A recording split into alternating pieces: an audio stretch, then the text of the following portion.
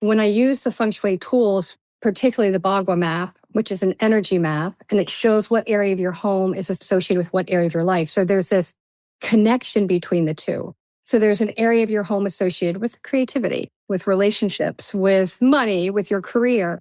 And when I looked at people's homes through that lens, I could all of a sudden see where the stuck energy was, what their houses were saying, where the patterns in their life showed up in their homes.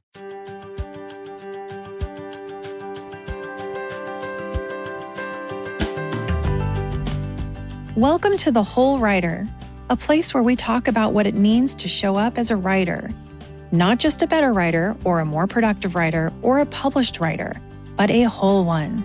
Someone who's grounded in their voice, in their community, in their creative path, even when the world tells them to hustle, compare, or conform. I'm Nicole Meyer, a multi-published author and book coach who believes that nurturing the person behind the page is just as important as refining the words on it. Each week, we'll explore the terrain of writing life with honesty, warmth, and practical wisdom, creating space for you to write from a place of wholeness rather than depletion. Whether you're drafting your first manuscript or publishing your fifth book, you'll find conversation and companionship for the journey here. So, settle in, bring your questions and your curiosity, and let's discover what it means to write and live with authenticity and purpose. Hello, listeners. Welcome on in today. I'm happy to have you here joining me with what feels like it's going to be a very energizing conversation. I am with Dorena Kohrs, and she is better known as the Space Doula. So before we bring Dorena in and jump into all things for creatives, if you're a creative out there listening, this is for you. I would love to tell you a little bit more about Dorena. So Dorena Kohrs, better known as the Space Doula, has spent nearly 2 decades exploring the fusion of feng shui, space clearing, and intuitive coaching to shift momentum in people's lives. She serves her clients by offering soulful practices to get unstuck and out of mediocrity by using their homes to unlock their limitless potential. Whether they're feeling unheard or tired of putting themselves last, Dorena helps them shift the energy within their homes, bringing alignment to themselves, their family, and their career. Her work has been featured in Better Homes and Garden, Yoga Journal, and on podcasts including Hay House Radio and Unity Radio. She has spoken about how to use your home to shift the energy in your life on numerous stages, including the 2019 Lynn Academy Ancient Secrets Present Alchemy International Conference and the 2021 Annual Conference on the National Association of Productivity and Organizing Professionals. Dorena is a certified practitioner of interior alignment, a certified clutter clearing coach in the Lynn Method, and a soul coaching practitioner. Welcome, Dorena. Thank you. Thank you. It's so good to be here. Well, this is so fun for me because I am going to be coming at it from a lens of both a creative myself, but someone who helps other writers. And I cannot tell you how many kinds of spaces I've been let into on Zoom calls. So I'm going to be thinking about that during our talk. So I want to ask you something really maybe simple for you, but not so simple for our listeners right off the bat is I do love that you call yourself a space doula. So that feels to me like an inviting title. Can you explain what that is or what a space doula does and how you even came to this identity? How did you come to embrace it? Well, I'll start with that question. And it was gifted to me in the oddest of circumstances. My son, years and years ago, went to karate, and I stopped by the dojo to drop something off, and it was in the middle of the day. And the owner was working on his website. Because I must have said, like, oh, what are you doing? And he's, doing my website. I'm like, oh, I'm doing the same thing. And he said, what do you do? And I said, I help people in their spaces, and described a little bit more of that. And he said, oh, so you're a space doula. It was like one of those things that landed, and I was like, yes, that is what I am. So if you think of space, whether it's your workspace, your personal space, and then a doula is somebody who helps support you in giving life, giving birth to something.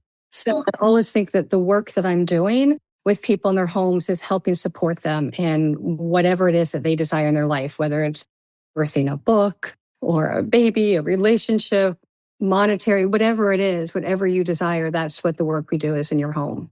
I love it. And how did you come to this work? Can you tell us a little bit about your background?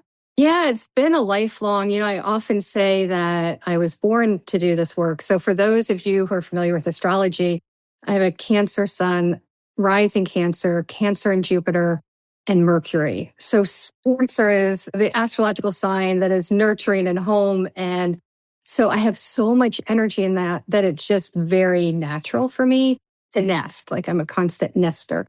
I grew up in a home that was fairly dysfunctional. That's not usual for many of us, but I retreated to my bedroom and I wanted to feel safe. So I was constantly moving furniture around and lining up stuffed animals.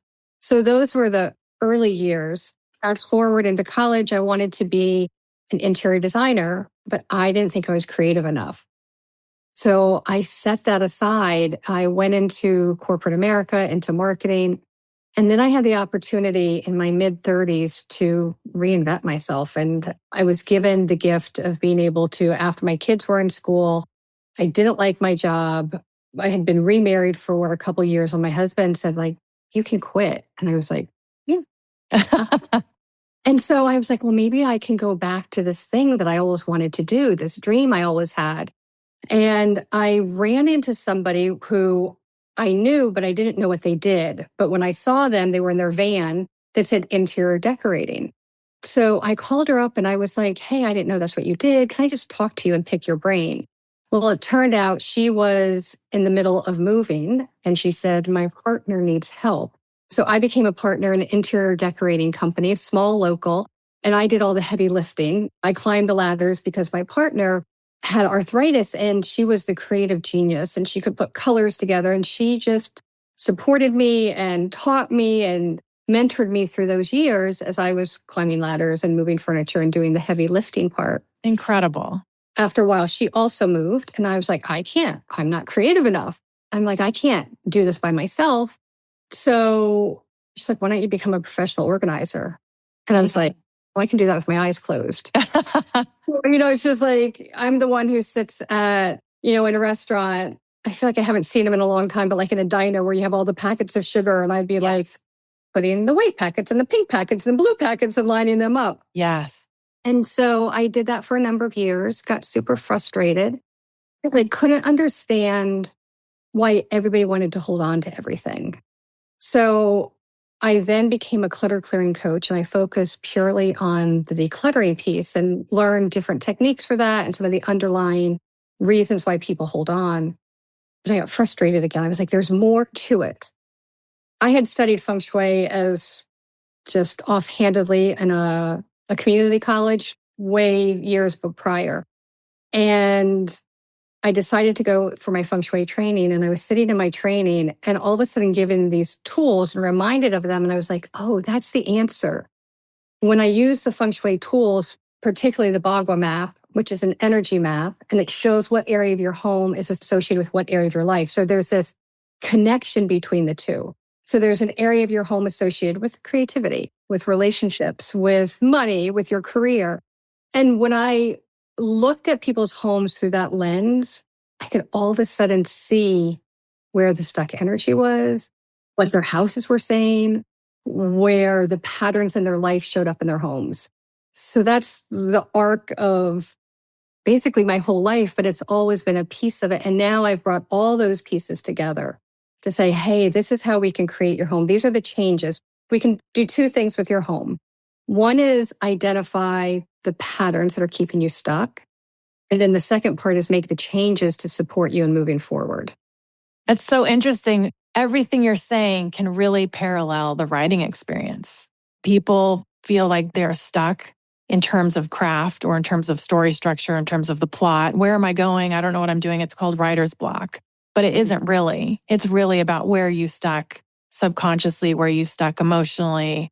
And so I'm nodding a lot. People can't see me, but we're on Zoom because I understand. It's just I understand a different capacity. Yeah, and I too. I'm like, yes. Nodding my those blocks that you feel internally, there's an outward manifestation to those. Right. Show up in your home. So when I can come in and say, hey, here's this energy block. Here's where your lack of self-confidence or I have so many ideas, I can't finish one idea. I can show you where that's sitting in your home from a physical perspective. And sometimes it's a backdoor way to come into the writing process when you're stuck. Because sometimes when somebody's just like, oh, just get unstuck, or just, you have this, like, I don't know how to. Right. I can take you outside of the mind and be like, here, do these physical things that will shift the energy in your home. And when it shifts the energy in your home, you feel that. When you feel that, that helps the stuck part of it. Oh, I love that so much. Oh, okay. This is actually a really beautiful segue for me. So I've actually read, because I follow your Substack, which I just adore. And we'll mention that at the end so people can follow you. But you mentioned that your house talks to you and it's quite chatty.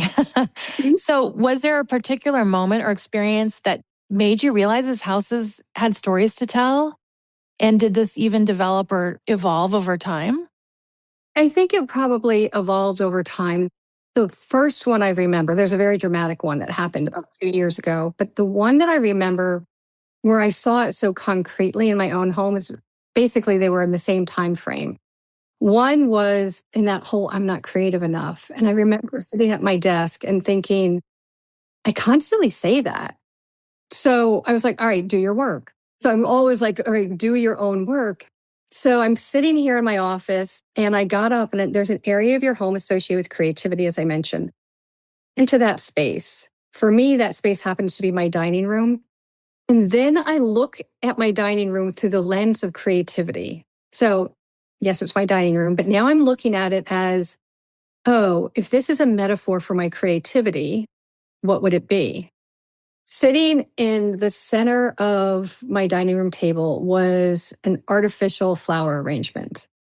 It was made for me by my interior decorating partner years prior. I think by this time she had already moved. She had made it. And I remember at the time I had moved into this house where I live now. And I said, hey, Leona, I'm like, will you do my floral arrangement for me? And she's like, you can do it. And I said, no, I can't. I'm not creative enough. Oh, I knew you were going to say that. Took that and anchored that belief in my home. And so when I was like, all right, off you go, so my dining room now typically has fresh flowers on the table. So that was one. And the second one was at the beginning of the Space Doula journey, when I had rebranded to Space Doula. I was like, I want to be known as a Space Doula. Why does nobody see me like that? There's another area of our home associated with fame and reputation. Oh. Be seen in the world. Oh my gosh. Your self-expression. And I went and looked at that area of my home, which happens to be an area between my living room and my eating kitchen. In there was an art table, a children's art table that I think my son at the time was 10. And this art table was when he was 2. And it was still sitting there. And I was like, oh, so I want to be known as the mom. And everybody can't see it. I have a sign behind me that says Space Doula in my office. Before that sign was there, it was 3 ginormous. I have 3 children, and it was a big picture of each one of them, a black and white. It looked so pretty. And look there, because the area where those photos were was my fame and reputation area again. You have several different areas associated with fame and reputation. I don't want to get too confusing down the rabbit hole of the Bagua map. But I started seeing how I was constantly putting my kids, who were self-sufficient, they were doing well, but it was safe being mom. I knew how to be mom. Building my own business, that was new and scary. Well, I kept putting my kids in the way. So my kids would call, I'd answer the phone and be like, whatever they needed, I would drop my work. My oldest is 31 now. So it's something that I notice and I watch a lot, and it shows up when I start slipping. And not that I would encourage somebody like, oh, don't be a good mom or don't, neglect your kids, like not that at all. However, how can you do what I feel like I was called to do and be mom at the same time? Oh my gosh.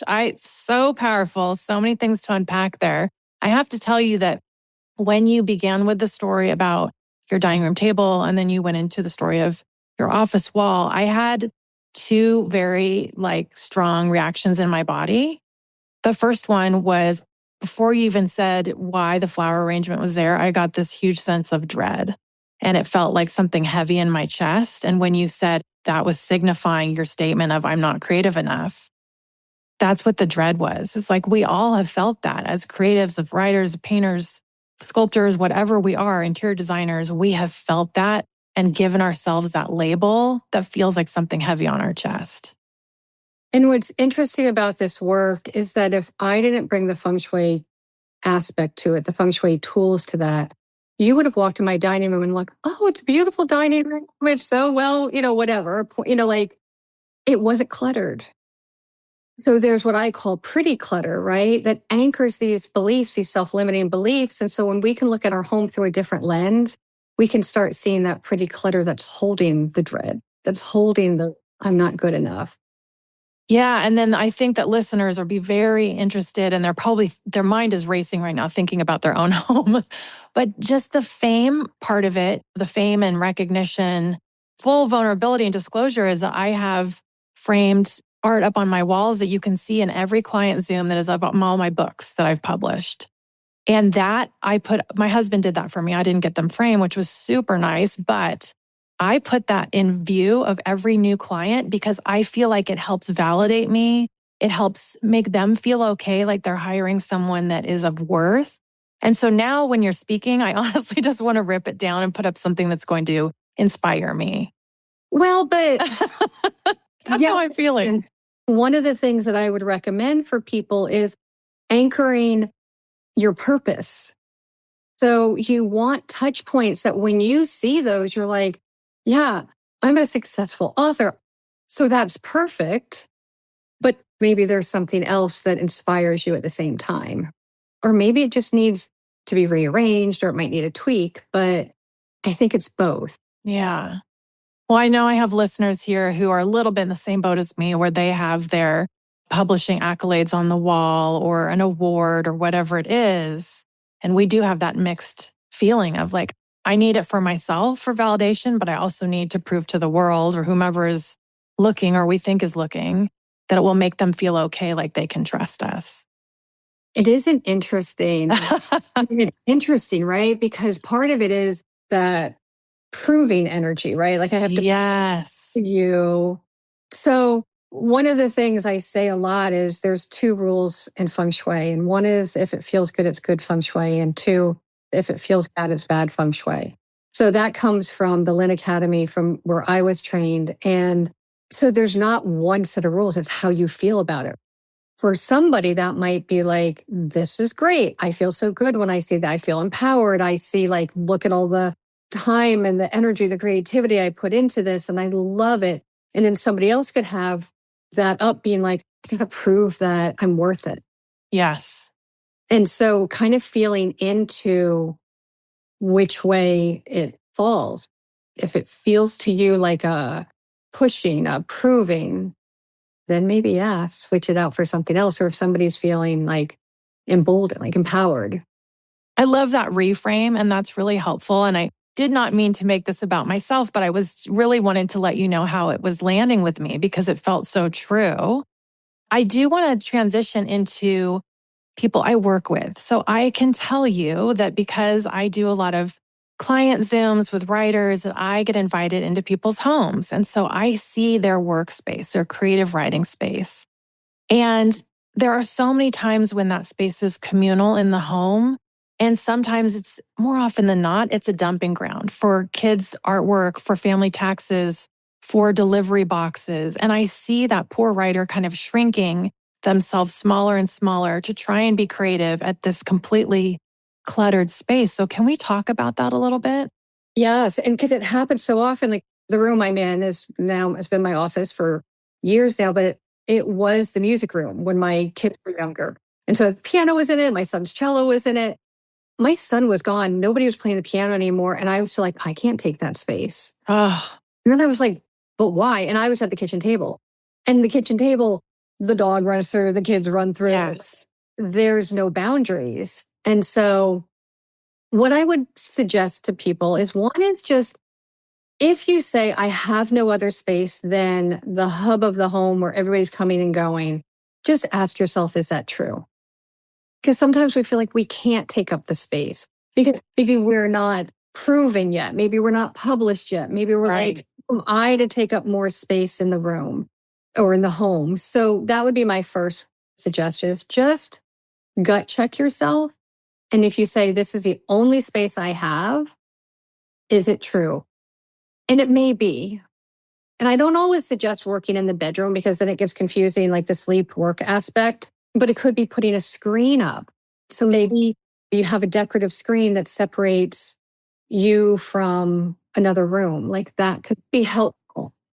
It also can be helpful to understand that clutter is a distraction.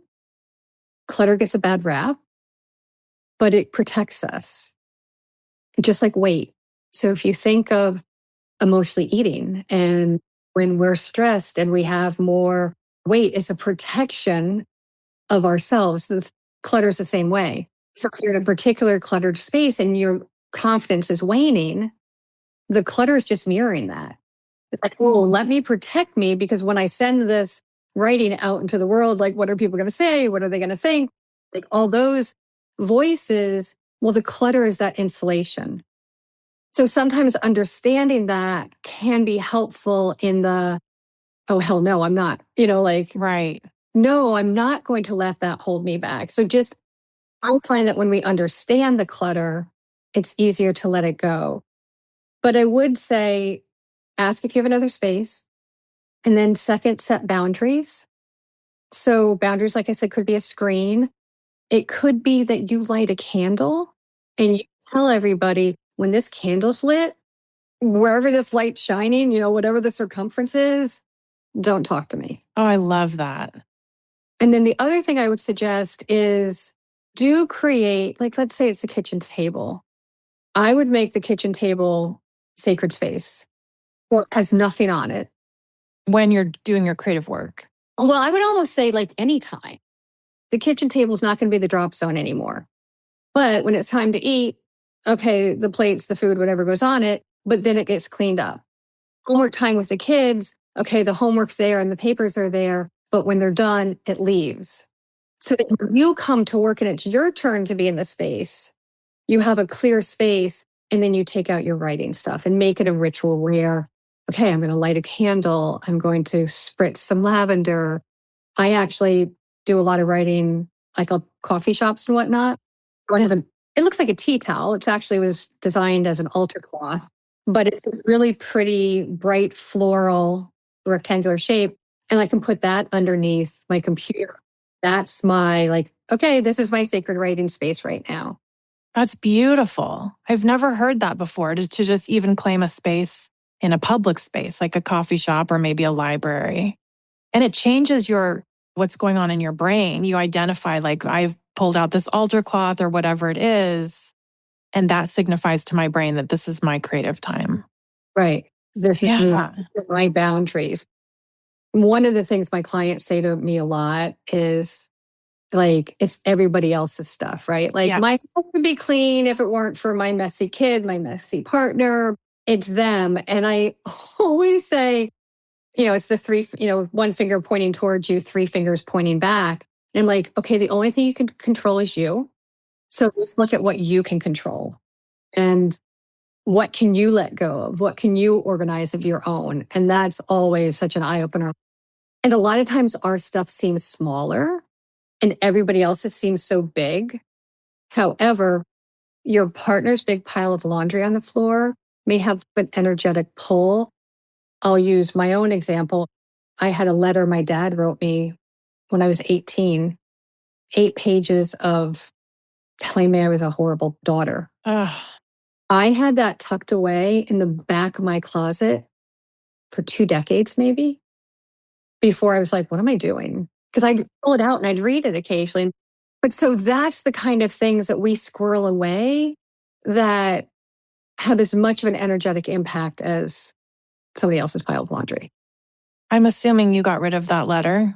I did. It's been gone for a long time. And my dad, we had an amazing relationship towards the end of my life and the end of his life. So went through a lot of therapy, a lot of healing.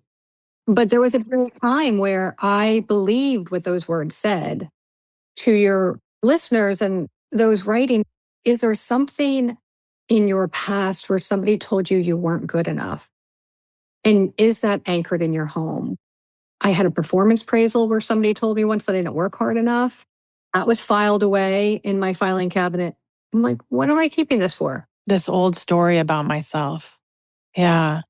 Yeah, I'm so happy you talked about the belongings and possessions of people under your roof, because sometimes when I'm speaking to a writer and I see them in their workspace, I feel like other people's possessions in the room are symbolic of almost that person. Let's say it's a mother and a wife, and she also has a job. She wants to keep everybody else's stuff on her desk to prove I haven't forgotten about you, or I don't think that my stuff is a bigger deal than yours. I've seen it, like piles of boxes or piles of kids' things, and it's like hockey sticks and all this gear. It's like, why is this in your creative space?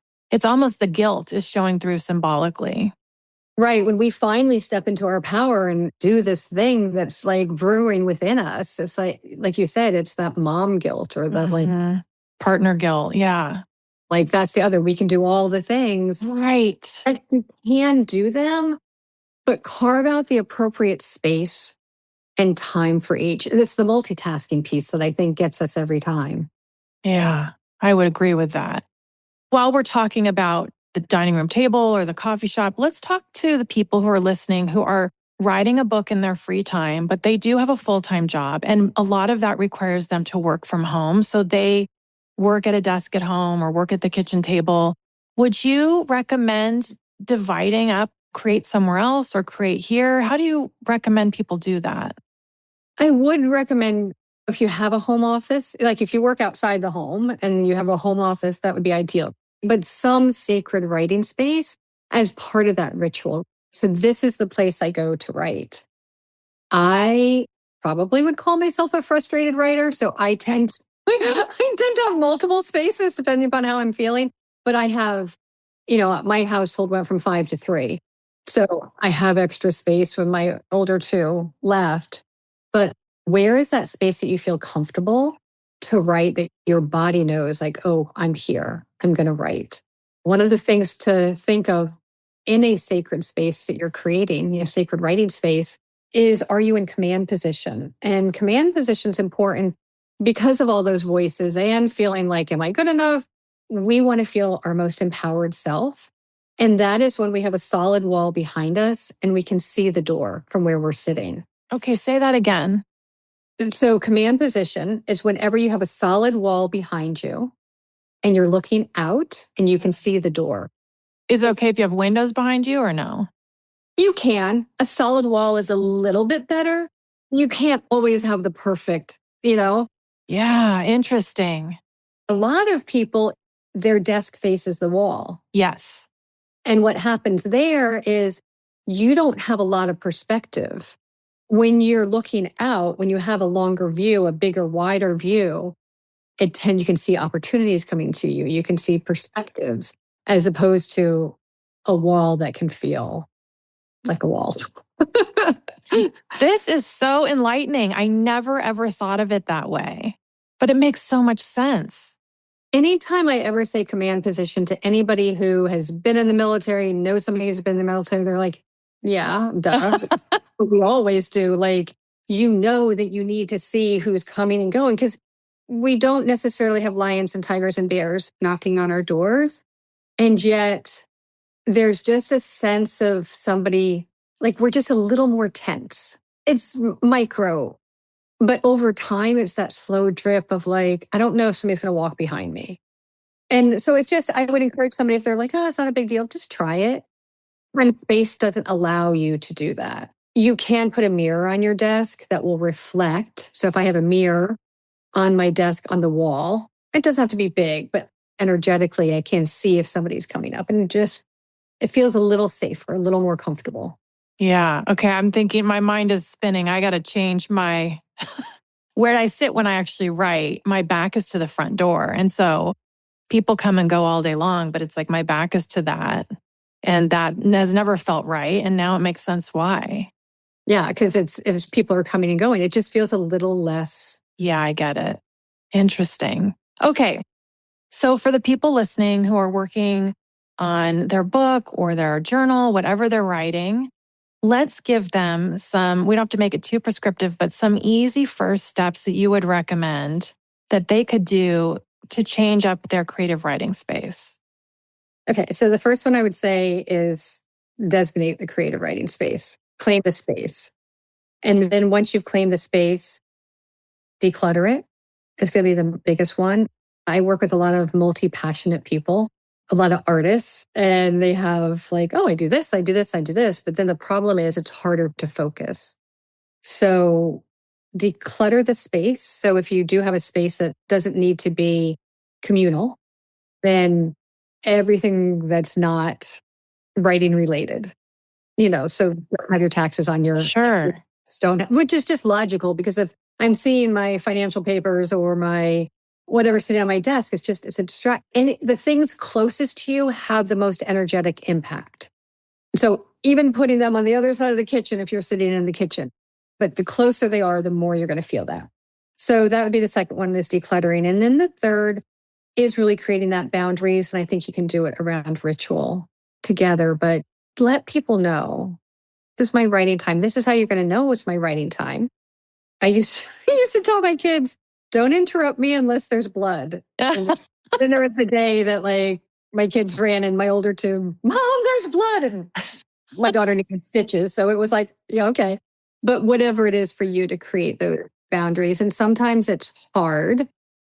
For me, it was always hard to say no to my kids, but I can create the boundaries. I can build a muscle of setting boundaries by creating boundaries in my home and looking at my own stuff. So, okay, all my laundry, when I take off my clothes, it goes in the laundry basket. I don't have expired food. I throw that out, or makeup. So I start setting my own boundaries and keeping them. And I can do that in the whole house, but then particularly in that writing space. No financial stuff's going here. No, whatever, kids' homework. Right. That's really, really helpful. So many of us are just, like I said, minds are worrying with it, WHIR. It's because it's like, okay, what can I do? What have I been doing that's been standing in my way? This is why I feel stuck. This is why I feel uninspired. I get that.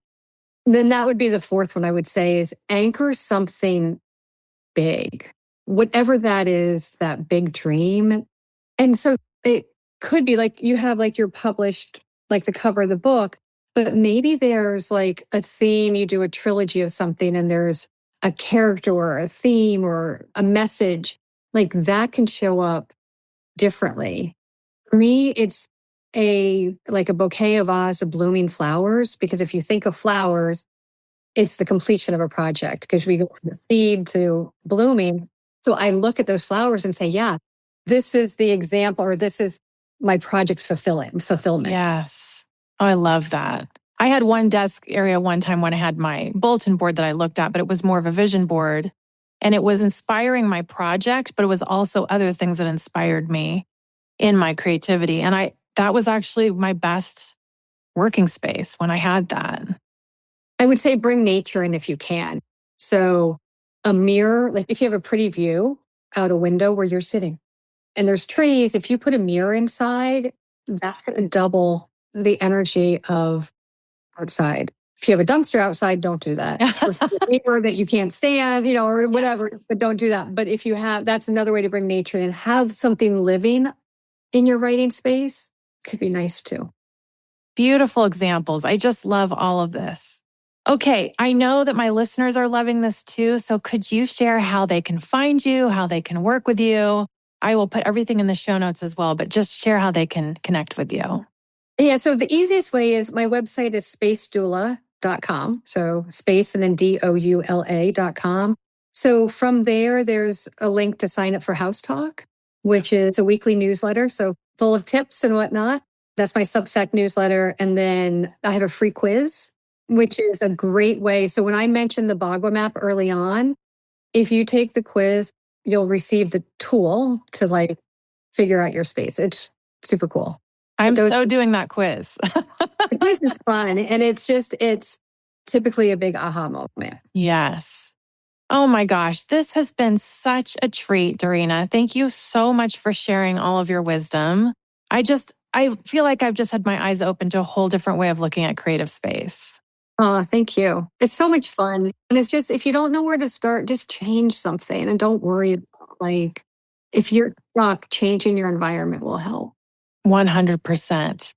Listeners, I hope that you're taking that to heart. If you're feeling stuck in your creativity, replay this. I probably will replay it a couple times as I think about my space too. Thank you so much for being here, Dorena. It really was a special episode. Thank you. Okay, listeners, thanks for tuning in, and we'll see you next time on The Whole Writer.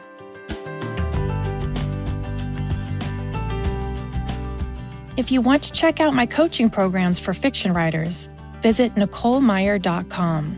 That's MEIER. And if you like this episode, I'd love you to take a minute to leave a rating and review for this podcast. This will help more writers like you to discover the show and to get going on their writing journey. Thanks so much for listening. Until next time, happy writing, everyone.